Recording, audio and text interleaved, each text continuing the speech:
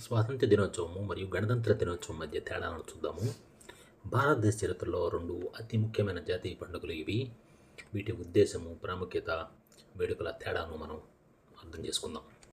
August 15, 1947 ఈ రోజున భారతదేశం 200 సంవత్సరాల బ్రిటిష్ పాలన విముక్తి పొందింది.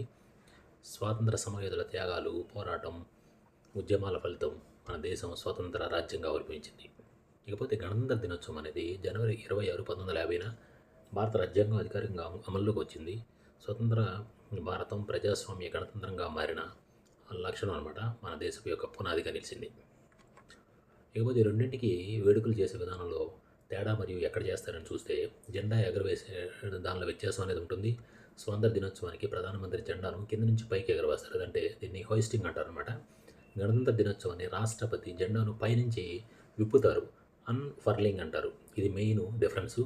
వేడుకల ప్రదేశం ఏంటంటే, స్వాతంత్ర దినోత్సవం అనేది ఎర్రకోట న్యూఢిల్లీలో జరుగుతుంది, ప్రధాని ప్రసంగిస్తారు. గణతంత్ర దినోత్సవం రాజ్యపథలో జరుగుతుంది, న్యూఢిల్లీ. విశాలమైన రహదానిలో భారీ పెరేడ్ కూడా ఉంటుంది.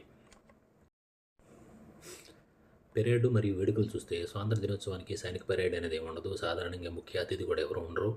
జెండా వందనము అన్నీ కూడా ప్రధాని ఆధ్వర్యంలో జరుగుతాయి. సాంస్కృతిక కార్యక్రమాలు కూడా ఉంటాయి. ఇకపోతే గణతంత్ర దినోత్సవానికి భారీ సైనిక పెరేడ్ ఉంటుంది. విదేశీ ముఖ్య అతిథులు వస్తారు. ఆయుధ ప్రదర్శన, అష్టకటాల ప్రదర్శన కార్యక్రమం ఉంటుంది. పరమవీర చక్ర వంటి అవార్డులు కూడా ఇస్తారు.